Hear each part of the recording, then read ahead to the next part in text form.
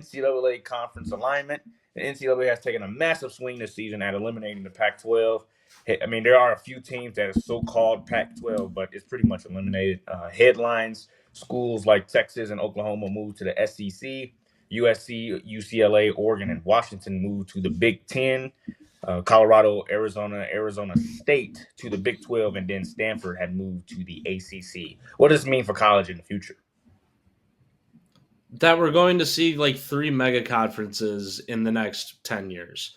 And that's, at this point, do we just consider college sports, especially at the high D1 level, So like what we consider the FBS teams, right? And in college basketball, it would be your Power Four plus the Big East. Like those are the teams I'm talking about here. At some point, do we just need to say screw college like association? We're now just our own league. Mm-hmm.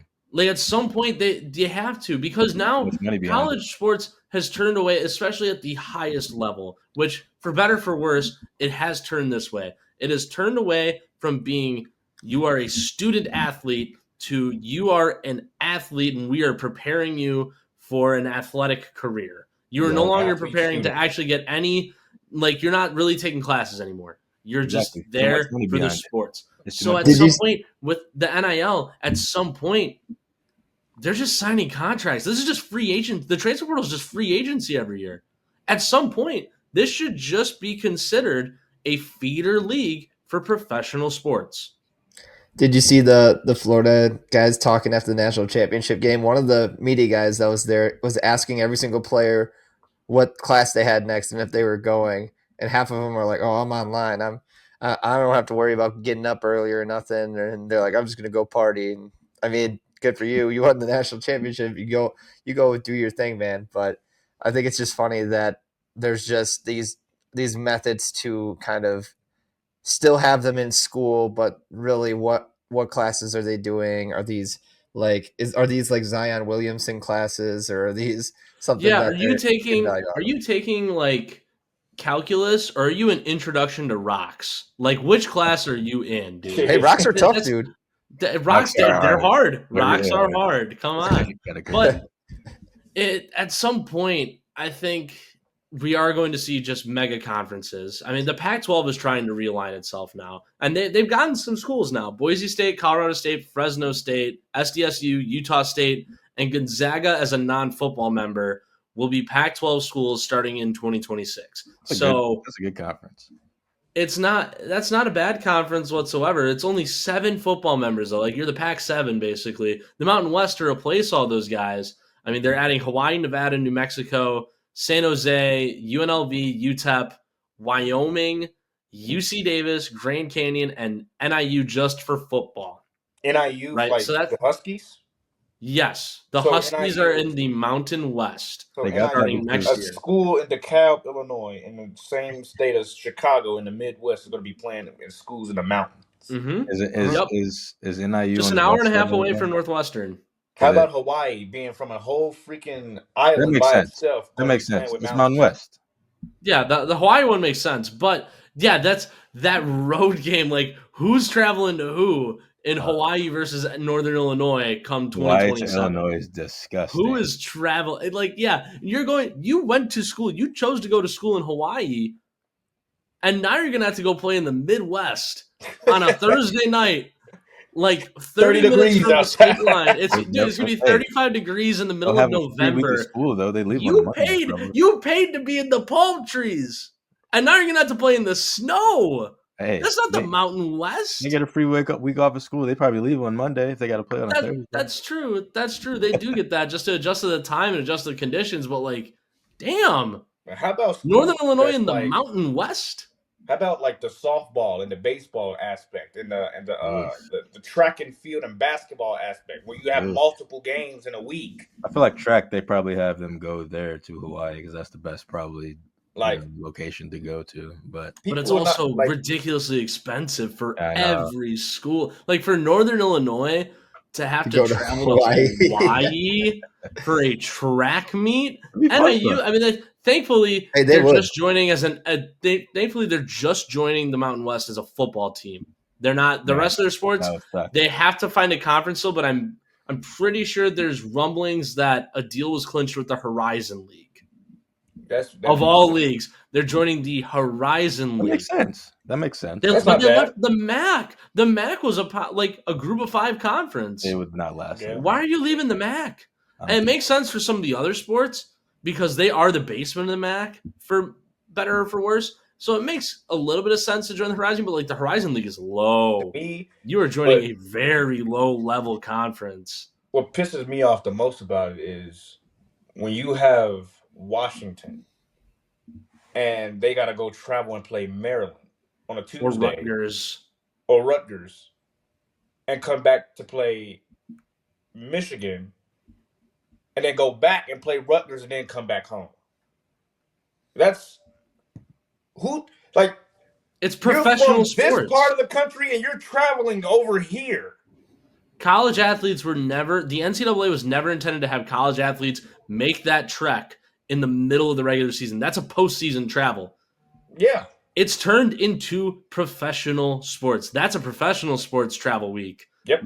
Not for a college student. College students are supposed to be in class during the week. You still practice. You still get ready for game day or multiple game days in the week, but you don't travel like that. You don't go from Seattle to Piscataway, New Jersey and call it normal. You don't call that normal for a college student. Go to Michigan and then come back to play Exactly. Maryland on that Saturday and then to come back home to go to class on Monday. And then you got to go to Ohio, and then you have to go to Columbus, Ohio on Wednesday. This is what I'm getting at. It makes zero sense that you're still having these athletes, these high-level athletes, after conference realignment like this, go to class or still be in classes when they're so hell-bent and focused and getting paid to be there to play football or to play basketball. They're getting paid to be there. They're not just wiping the tuition like a scholarship would do. They're getting paid, right? And this is something that we can all agree on. College athletes, for as much money as the nonprofit NCAA brings in every year, college athletes deserved a piece of the pie, right? Like, we can all get behind that, I think. Yeah. We can all get behind they should have gotten paid. Yes, I mean, they should get paid. They should get paid, maybe, but they shouldn't be getting paid like almost tens of millions of dollars for one season to play basketball in Utah. That's ridiculous. And the next year they're going to say, you know what? It's different than football. Football is way more expensive. Like, you can get way more money in football. Exactly. Like there were talks about Marvin Harrison Jr. getting paid more at Ohio State for one more year than he got in his rookie deal, the whole rookie deal with Arizona. The bigger your name is in college, the bigger your name is, and the better you play in college, your name can last for 4 years straight. That's where tens of millions of dollars. That's how you see college football. That's how you see what's her name? Flau'jae Johnson staying. That's how you see she's staying. She's not going to the W. Yeah, the rapper. Flau'jae Johnson from LSU is staying put in college. Well, you in women's college you have to stay, but in men's college, like, you don't have to stay. You literally stay and make $10 million 1 year, then go to the NBA and make this crazy contract because you're a first round pick.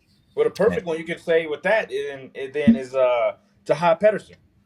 Yeah, Tahad Pettiford. He entered the draft but maintains his college eligibility. He doesn't get taken. John Blackwell did the same thing. He's going right back to college. That's ridiculous. John Blackwell did the exact same thing, and he already made it clear that he's going to be a Badger regardless. Which thank the Lord above that John Blackwell is still going to be a Badger next year because he's not getting drafted. But not even close. That's besides the point.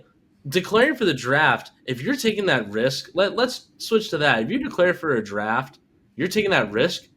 You accept the risk knowing that you might not get drafted. So why not stay at college an extra year? Why not? It makes no sense that the rules are changing now. If you know you can get paid in Madison and get an NIL deal with Zimbrix Hyundai dealership, and still get paid like $6 million on top of that to be playing basketball in the Kohl Center for the next year plus, why would you even declare? If you declare, you should have to forego all of that. That's my take on this, is if you're going to declare for a draft, you should have to forego the rest of your eligibility. If you're declaring to go professional, you are no longer playing in college. You forego the rest of your eligibility. it sounds silly, but this is how it works in college bowling. Is if you declare to go pro and you join the pro tour, you forgo your eligibility unless you get a commissioner's exemption, which those are handed out very few and far between to just the highest level college athletes in bowling. Unless you get a commissioner's exemption, you declare to go pro and you forgo all eligibility. Now you can enter tournaments as an amateur. You can only do that a certain amount of times, but once you're on the pro tour, you just lose eligibility. Once you declare that you are a pro in bowling, you do not bowl in college ever again. You cannot. Same should go for all these other sports. If you declare to go pro, you're no longer a college athlete. You can be a college student, but you just said you are too good for the college circuit and you're good enough to play professionally. Now go play professionally. That'll be interesting. That's another topic we can come back to when we think about one. Should you be what's better, being a college athlete or being a pro athlete now? So that we just created another topic for another day. Depends on the sport. Here we go. So